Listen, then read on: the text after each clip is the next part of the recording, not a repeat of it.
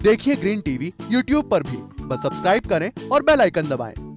नमस्कार दोस्तों, स्वागत है आप सभी का किसान बुलेटिन में और मैं हूं आपके साथ पारुल यादव। आज के किसान बुलेटिन की बड़ी हेडलाइंस पर एक नजर डालेंगे, लेकिन उससे पहले एक नजर डालते हैं हमारी आज की खास ग्रीन टिप पर।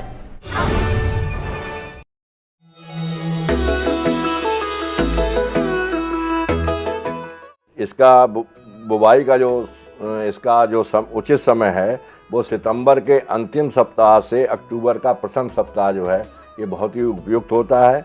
और जहाँ असिंचित क्षेत्र हैं, जहाँ सिंचाई के साधन नहीं हैं, जैसे फिलहाल उदाहरण के लिए राजस्थान क्षेत्र में जो है पानी जो है बहुत कम वहाँ होता है, तो वहाँ पर जो है इसको सितंबर का द्वितीय सप्ताह जो है इसके लिए बहुत ही उपयुक्त माना गया है। दोस्तों, आपको हमारी आज की खास ग्रीन टिप कैसी लगी और आपका इस पर हमारे लिए क्या सुझाव है, हमें कमेंट बॉक्स में लिखकर जरूर बताएं। फिलहाल अब नजर डालते हैं किसान बुलेटिन में आज की बड़ी हेडलाइंस पर। अब किसान 31 जुलाई तक करवा सकेंगे eKYC। बिहार सरकार ने लिया बड़ा फैसला।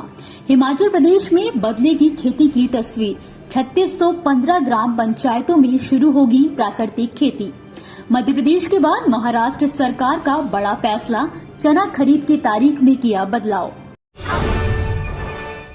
जहां एक तरफ केंद्र सरकार ने अभी हाल ही में देश के किसानों को पीएम किसान सम्मान निधि की 11वीं किश्त जारी की है, तो वहीं दूसरी ओर इससे जुड़ी एक और खुशखबरी किसानों को सरकार की तरफ से अब दी गई है। दरअसल जहां पहले केंद्र सरकार द्वारा पीएम किसान सम्मान निधि योजना का लाभ पाने वाले किसानों को eKYC प्रक्रिया पूरी करने के लिए 31 मई 2022 आखिरी तारीख घोषित की गई थी, तो वहीं अब इसे एक बार फिर से बढ़ाकर 31 जुलाई कर दिया गया है, लेकिन ये लाभ केवल बिहार सरकार द्वारा बिहार के किसानों को दिया जा रहा है। जानकारी के लिए आपको बता दें कि 11वीं किश्त का लाभ पा चुके बिहार के किसान अभी भी 31 जुलाई तक अपनी eKYC प्रक्रिया पूरी कर सकते हैं।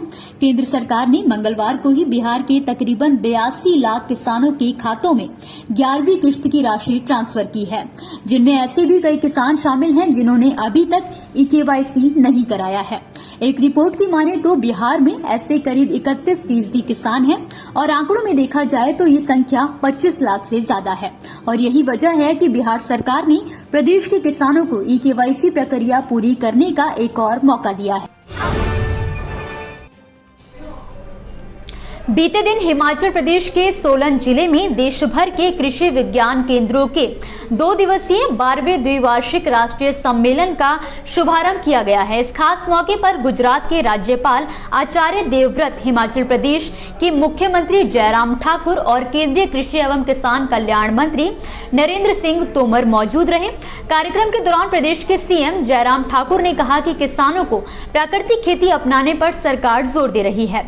इसके लिए किसानों को ट्रेनिंग भी दी जा रही है और इतना ही नहीं, राज्य की सभी 3615 ग्राम पंचायतों में प्राकृतिक खेती पायलट प्रोजेक्ट के तौर पर शुरू करने की योजना भी बनाई गई है, जिसके तहत करीब 1.25 लाख किसान अपना रजिस्ट्रेशन भी करा चुके हैं। इसके अलावा प्राकृतिक खेती को बढ़ावा देने की अपील करते हुए केंद्रीय कृषि मंत्री नरेंद्र सिंह तोमर ने कहा कि रासायनिक खेती के विकल्प को अपनाना समय की मांग है। पृथ्वी हमारी माता है, जिसकी रक्षा के लिए सभी को संकल्प लेना चाहिए। उन्होंने कृषि वैज्ञानिकों से स्वस्थ मिट्टी, बेहतर कृषि उत्पादन और श्रेष्ठ भारत बनाने के लिए काम करने का आह्वान किया है। इसके अलावा उन्होंने कहा कि हमारे कृषि उत्पादों की गुणवत्ता ऐसी होनी चाहिए जो वैश्विक मानकों पर खरी उतरे। वहीं केंद्रीय कृषि राज्य मंत्री कैलाश चौधरी ने इस दौरान कहा कि कृषि वैज्ञानिकों की नई तकनीक को किसानों के खेतों तक ले जाना होगा। ये भी देखना होगा कि किसानों को अपनी उपज की बिक्री के लिए अच्छे बाजारों से कैसे जोड़ा जाए। किसानों को रासायनिक खेती से बचना होगा, जिससे हमारी धरती मां बंजर ना हो।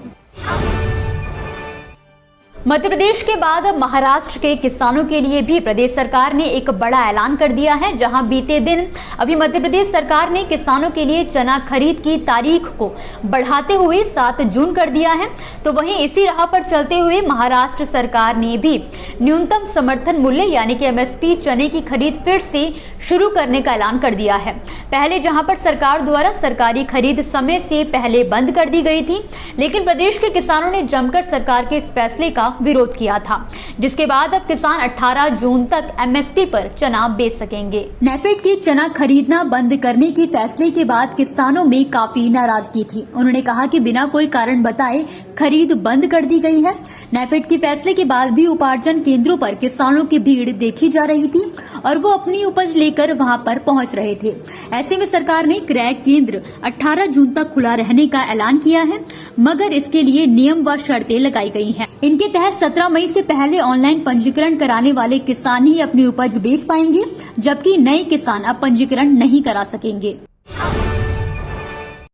ये थी वो खबरें जिन्हें हमने आप तक विस्तार से पहुंचाया, लेकिन अब हम बात करेंगे कुछ ऐसी खबरों की जिनके बारे में भी आपके पास जानकारी होना जरूरी है। तो चलिए फटाफट से एक नजर डालते हैं खेती किसानी और कृषि क्षेत्र से जुड़ी आज की छोटी बड़ी अपडेट्स पर। उत्तर प्रदेश के कानपुर जिले के मल्लापुर गांव निवासी एक किसान ने बुधवार दोपहर रसोई घर में पड़ी लोहे की टीन के पाइप से रस्सी के सहारे फांसी लगाकर अपनी जान दे दी। किसान के परिजनों ने बताया कि मवेशियों द्वारा प्याज की फसल में नुकसान कर देने की वजह से किसान काफी दिनों से परेशान चल रहा था। स्वजन ने फसलों में नुकसान के चलते फांसी लगाने की आशंका जाहिर की है। दरोगा मनोज विश्वकर्मा ने बताया कि पोस्टमार्टम रिपोर्ट के आधार पर आगे की कार्यवाही की जाएगी। उड़ीसा सरकार द्वारा राज्य के किसानों को प्रत्यक्ष लाभ हस्तांतरण योजना डीबीटी के तहत प्रमाणित धान के बीज उपलब्ध कराए जा रहे हैं, लेकिन किसान उड़ीसा बीज निगम के लिए ये चिंता का विषय बन गया है, क्योंकि सरकार भी केवल डीबीटी के जरिए धान के बीज बेचने के रुख पर अड़ी हुई है। वहीं इसको लेकर किसानों के एक प्रतिनिधि मंडल ने कृषि विभाग के अधिकारियों से मुलाकात करके रियायती दरों पर बीज बेचने की मांग की है। आपको बता दें कि इस मुलाकात में करीब 40 किसानों ने हिस्सा लिया था। टर्की ने रूबेला वायरस का हवाला देते हुए भारत द्वारा भेजे गए गेहूं को वापस करने का फैसला किया है। इसके द्वारा भारतीय गेहूं की नई अंतर्राष्ट्रीय पहचान को बड़ा झटका लग सकता है। खास बात यह है कि ये फैसला टर्की द्वारा उस समय लिया गया है जब ये रूस और यूक्रेन से गेहूं आयात करने के लिए बातचीत चल रही है। खाद्य तेलों और तिलहनी फसलों के उपज का कारोबार करने वाले महाराष्ट्र के व्यापारियों के लिए अब स्टॉक लिमिट के तहत नया लाइसेंस लेने की जरूरत नहीं होगी। बस कंडीशन ये है कि व्यापारियों के पास FSSAI लाइसेंस हो। अखिल भारतीय खाद्य तेल व्यापारी महासंघ ने इस बात की जानकारी दी है। महासंघ के राष्ट्रीय अध्यक्ष शंकर ठक्कर ने बताया है कि इस फैसले से महाराष्ट्र के करीब 3.5 लाख व्यापारियों को राहत मिलेगी। देश के लघु व सीमांत गन्ना किसानों को जून के महीने में मोदी सरकार ने बड़ा तोहफा देने का फैसला किया है, जिसके तहत केंद्र सरकार गन्ने का उचित व लाभकारी मूल्य यानी कि FRP बढ़ाने की तैयारी कर रही है। इस संबंध में मोदी सरकार की तरफ से गुरुवार को एक नया कैबिनेट नोट जारी किया गया है, जिसके अनुसार केंद्र सरकार गन्ने का FRP प्रति क्विंटल 15 रुपए बढ़ाने जा रही है।